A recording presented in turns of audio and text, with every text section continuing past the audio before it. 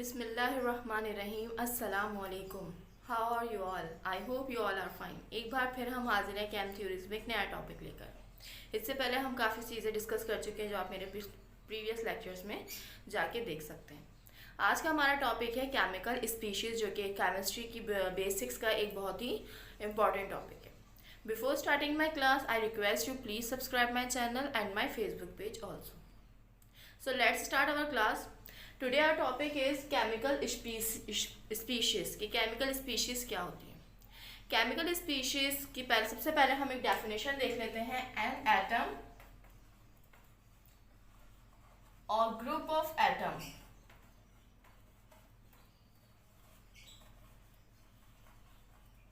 having a charge on it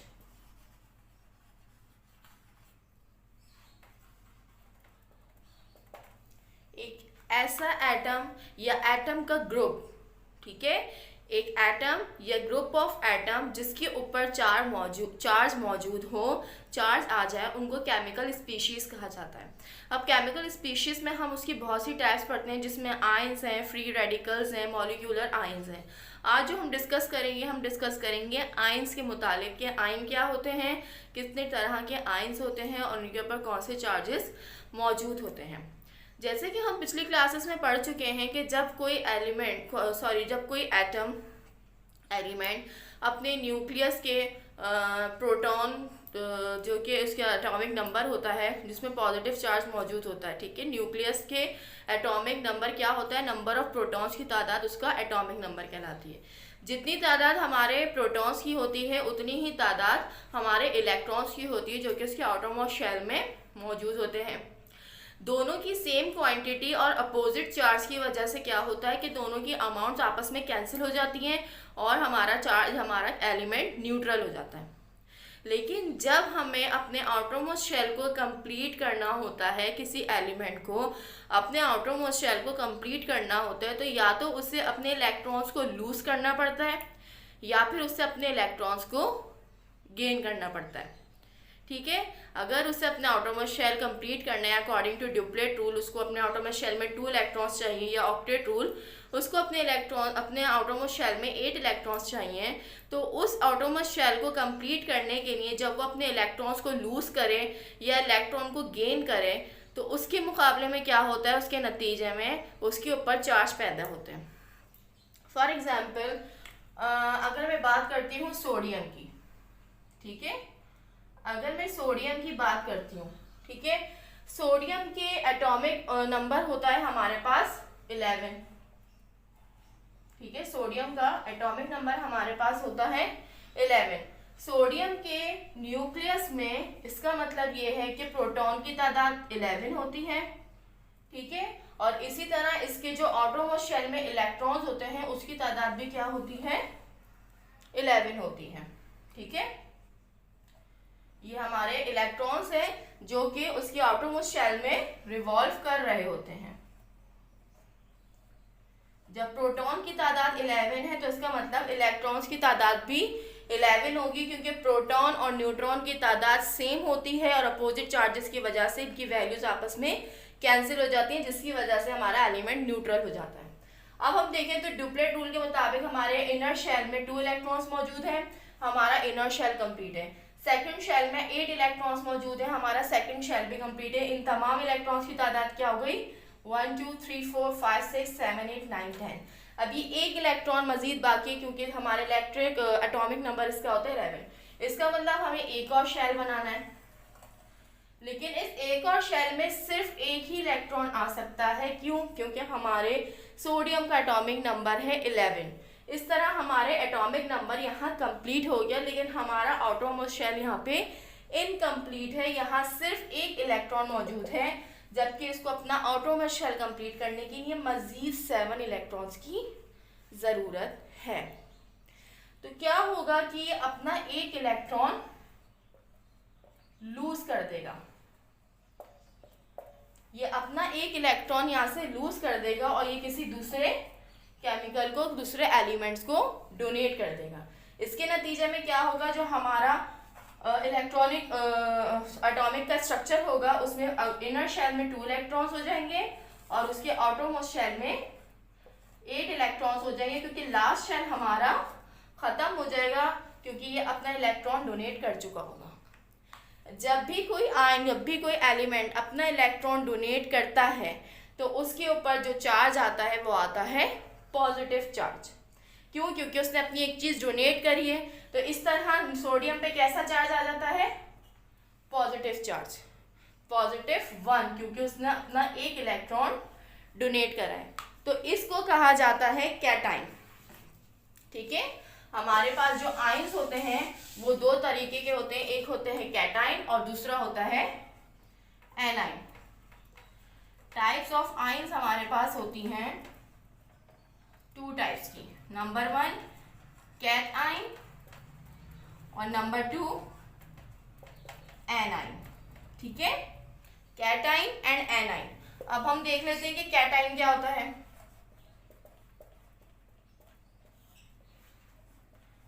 When an element donate या loose कर लें, donate कर लें, loss there electron, they get positive charge.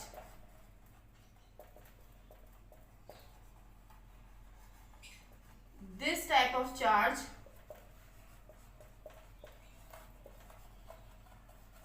is called catch ion. ठीक है, जब कोई एलिमेंट अपना इलेक्ट्रॉन लूज कर देता है तो उसके ऊपर कैसा चार्ज आ जाता है? पॉजिटिव, और उस टाइप ऑफ चार्ज को कहा जाता है, हमारे पास सोडियम है, ठीक है, हाइड्रोजन है, ये तमाम किसकी मिसालें हैं? कैल्शियम है। ठीक है, ये तमाम है कैटाइंस, क्योंकि ये अपने इलेक्ट्रॉन्स को लूज करते हैं, किसी को डोनेट कर देते हैं, अपने इलेक्ट्रॉन को काट देते हैं। कैटाइन के वर्ड को याद रखने के लिए काट देने का वर्ड याद रखें कि अपने इलेक्ट्रॉन्स को काट के दूसरे को दे देते हैं, काट देते हैं, खत्म कर देते हैं। तो पॉजिटिव चार्ज इन पे आता है और उसको कहा जाता है कैटाइन। इसी तरह हम देख लेते हैं कि एनाइन क्या होते हैं। ठीक है, एनाइन्स क्या होते हैं? ये इसके अपोजिट होते हैं। When an element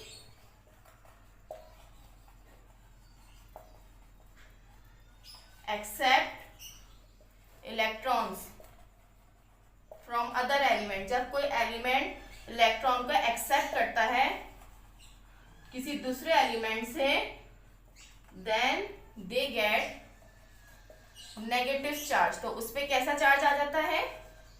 negative charge आ जाता है, क्योंकि उसने अपनी जरूरत को किसी और से लेके पूरा करा है, तो उस पर नेगेटिव चार्ज आ जाता है। और इस टाइप के चार्ज को क्या कहा जाता है? This type of charge is called A9. ठीक है, ये कैटाइन का अपोजिट है कि जब कोई एलिमेंट अपना इलेक्ट्रॉन को इसे इलेक्ट्रॉन दूसरे से लेके कंप्लीट करता है अपने आउटरमोस्ट शेल को, तो उस पे जो चार्ज आता है वो आता है नेगेटिव। इसमें एग्जांपल हमारे पास क्लोरीन की मौजूद है। ठीक है, बहुत सारी मिसालें हमें यहाँ पे मौजूद हैं, जिसमें हम ये देखते हैं इसमें हमारे पास ऑक्सीजन भी मौजूद है। ठीक है, बहुत सारे ऐसे केमिकल हैं जिसमें क्या होता है कि जब एलिमेंट अपने इलेक्ट्रॉन्स को, अपने आउटरमोस्ट शेल को कंप्लीट करने के लिए किसी दूसरे से इलेक्ट्रॉन को एक्सेप्ट करता है तो उस पर नेगेटिव चार्ज आता है, और इस टाइप के चार्ज को एनाइन कहा जाता है। फॉर एग्जाम्पल, जैसे हमने मिसाल ली थी सोडियम की, कि सोडियम अपने आउटरमोस्ट शेल को कंप्लीट करने के लिए अपने इलेक्ट्रॉन को डोनेट कर रहा है। इसी तरह हम मिसाल लेते हैं क्लोरीन की। क्लोरीन का -1 होती है वैलेंसी। वो क्यों होती है कि इसके आउटरमोस्ट शेल में जो इलेक्ट्रॉन की तादाद होती है वो होती है क्या कहेंगे, इसकी तादाद होती है हमारे पास, इसके आउटर इनर शेल में हमारे पास होते हैं 2 इलेक्ट्रॉन्स। ठीक है, इसके आउटरमोस्ट शेल में हमारे पास होते हैं 8 इलेक्ट्रॉन्स। ठीक है, और इसके अदर आउटरमोस्ट शेल में हमारे पास होते हैं, क्योंकि क्लोरीन का जो एटॉमिक नंबर होता है वो होता है 17। ये हो गए हमारे पास 10 इलेक्ट्रॉन्स। 7 इलेक्ट्रॉन्स हमें मजीद चाहिए, तो ये हमारे पास हो गए 7 इलेक्ट्रॉन्स। इस तरह इसका एटॉमिक नंबर कंप्लीट हो गया, ये इलेक्ट्रॉन्स की तादाद हो गई 17।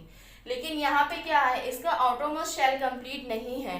इसके आउटरमोस्ट शेल में 7 इलेक्ट्रॉन्स हैं, जबकि हमें ऑक्टेट रूल के मुताबिक यहाँ पे अपना एटॉमिक स्ट्रक्चर कंप्लीट करने के लिए 8 इलेक्ट्रॉन्स की ज़रूरत है। इसका मतलब इसे कि 1 इलेक्ट्रॉन इसको चाहिए ताकि इसका ऑटोमोस्ट शेल कंप्लीट हो सके।